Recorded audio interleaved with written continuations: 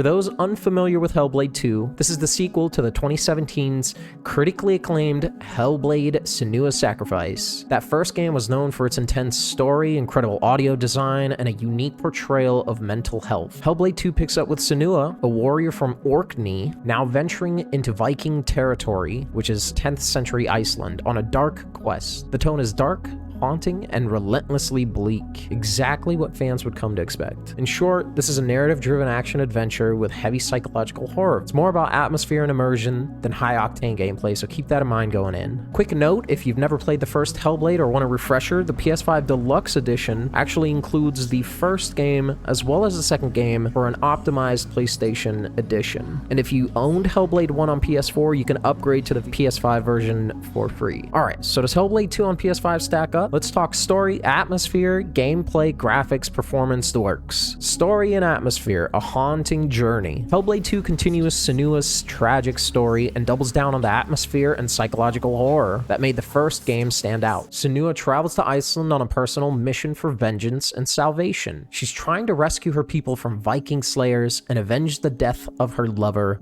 Dylan. She isn't entirely alone this time. There are a few allies of circumstance, but trust issues abound, and Senua's mind remains both her greatest weapon and her worst enemy. What really sells the story is the presentation. Think looming mountains, black sand beaches, eerie forest, and ancient ruins drenched in rain and mist. The art direction will pull you into Senua's headspace. You'll constantly hear voices whispering in your ears, literally, sometimes mocking, sometimes guiding. Do yourself a favor and wear headphones. This is not a recommendation, it's a must.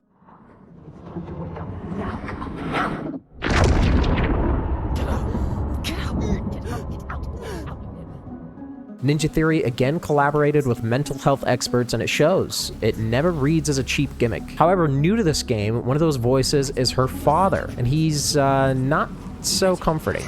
You should not have come here, child.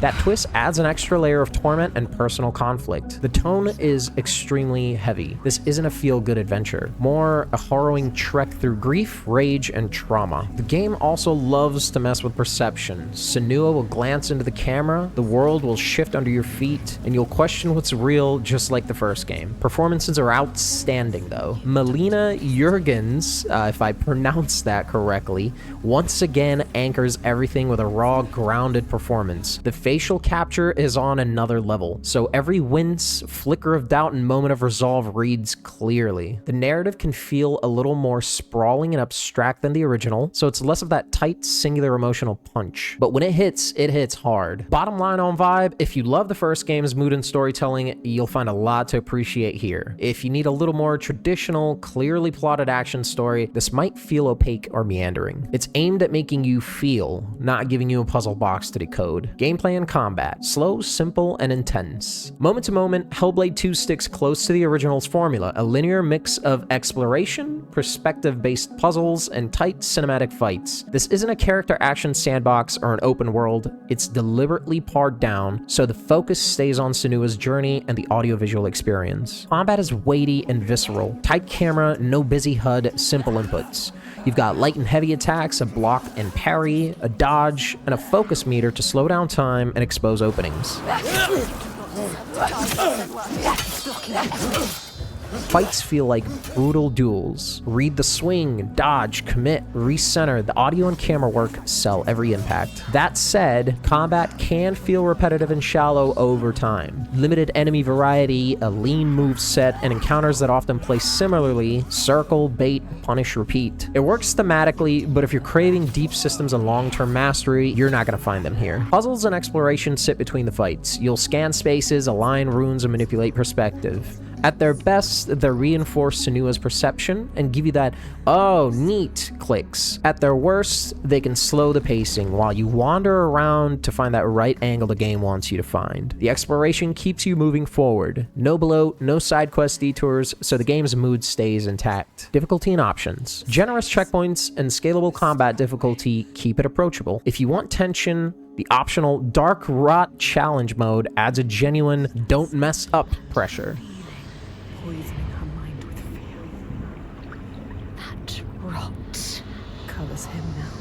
If you want comfort, accessibility options help with timing windows and readability. You can make this journey as stressful or as relaxed as you need. Visual and performance, a showcase on PS5. So let's talk graphics. This is an absolute showpiece. Hellblade 2 often looks photoreal. From skin and eyes to soaked leather and volcanic haze, environments swing from bleak coastlines to torch-lit caverns and wind-shredded valleys. You're going to be reaching for the photo mode a lot. On PS5, you're going to get two modes, quality and performance.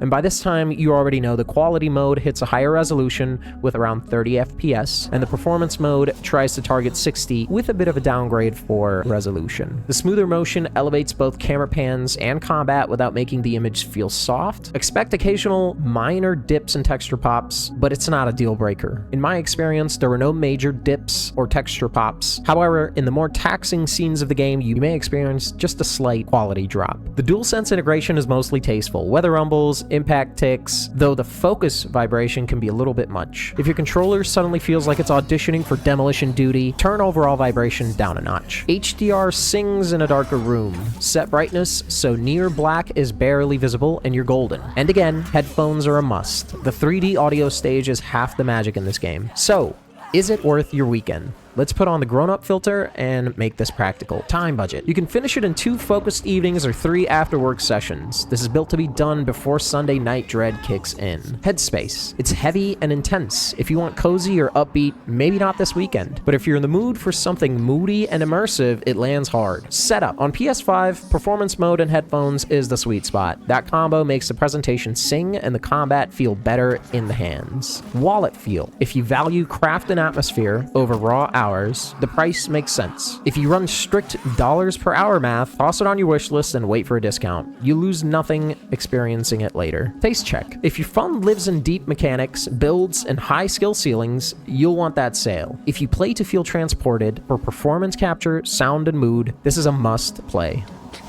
What are you going to do with that sword, girl? He looks ready for you. He is ready to fight. You're ready.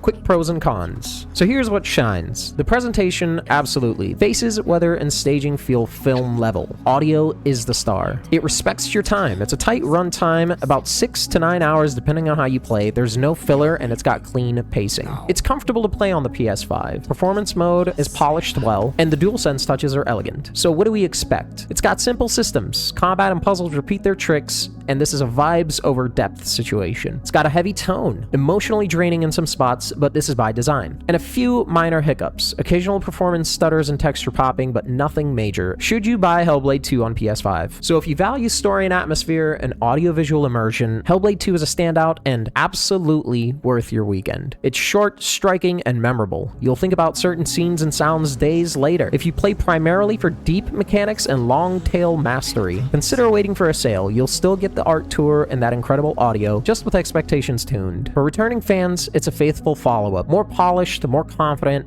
not a reinvention. For newcomers on PS5, it's a unique experience. You can genuinely finish in a couple of sittings. Know what it is going in, and it delivers. And that's the take. We try to keep it as real as possible, giving you our honest, good, bad, and the ugly. And if you've picked it up on PS5, I want to hear your verdict. Is this a play now, or a wait for sale for you? Tell me what you think in the comments section below, and let's discuss it. Thanks for hanging out, and enjoy your weekend.